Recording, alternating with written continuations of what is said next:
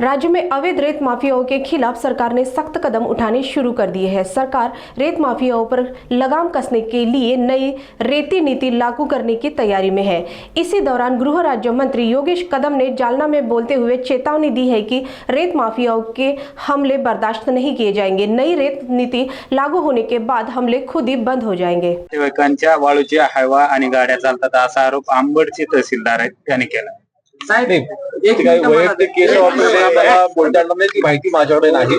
परंतु मी पुन्हा तेच सांगेन, जे काही वाळू माफियांच्या बाबतीमध्ये गैरप्रकार जे घडत आहेत त्यामध्ये कडक कारवाईचे निर्देश आज मी दिलेले आहेत। टायगर सुरू आहे आणि अशामध्ये ठाकरे गटाचे काही खासदार काही आमदार जे आहेत हे प्रतापराव जाधव त्यांच्या घरी डिनर पार्टीला गेले होते। तर आदित्य ठाकरेंनी यावर सांगितले की कोणीही परवानगीशिवाय डिनर पार्टीसाठी कोणाच्याही घरी जाऊ नये। कसं आहे, आता आम्ही देखील आदित्यजींसोबत 10 वर्ष काम केलं होतं युवा सेनेमध्ये।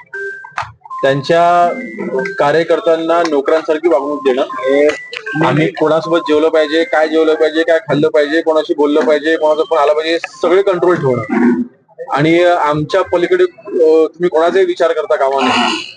स्वतः भोवती त्यांनी कधीच विचार केला नाही आणि हा विचार बाळगून हळू शेवटी त्यांनी वंदनीय बाळासाहेब मध्ये विचार सोडला आणि म्हणूनच आज त्यांच्यावरती वेळ आलेली आहे। त्यांच्यावरती किंबहुना आज सिटिंग खासदार त्यांना सोडून जात असतील आणि तर उद्धवजी मला वाटतं आज विचार करण्याची वेळ आलेली आहे की त्यांना त्यांचे सहकारी, इतके जवळचे सहकारी कसे सोडून जात आहेत।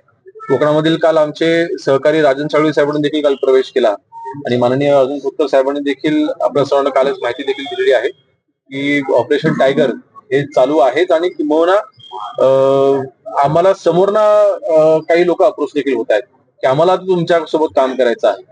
आम्ही त्यांच्याकडे जाण्याच्या ऐवजी आता आमच्यापर्यंत येऊन पोहोचत आहेत। मला वाटतं हे उद्धव साहेबांच्या लिडरशिपचं फेलियर आहे। ईडी आणि सीबीआयला घाबरून हे लोक पळून जात आहे असं संजय राऊत म्हणाले। आणि आता राजन साळवीवरती ज्या वेळेला ज्या काही चौकशी चालू होती, ज्या काही त्यांच्यावरती एन्क्वायरी चालू होत्या, तर सुद्धा ते त्यांच्यासोबत थांबले आणि विधानसभेच्या निवडणुकांमध्ये त्यांनीच आरोप केले की विनायक राऊतांनी मला पाडलं।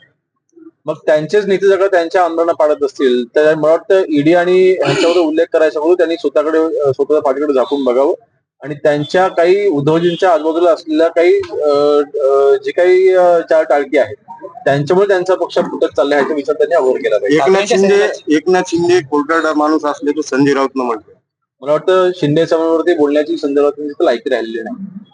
दिल्लीमध्ये फक्त बंगल्याच्या बाहेर घेऊन पत्रकार परिषदेमध्ये बोलणं, पत्रकार म्हणून त्यांनी आजपर्यंत संपादिका केली, परंतु कधीच तळागाळात जाऊन त्यांनी कधी शिवसेना वाढवण्याचा प्रयत्न केला नाही।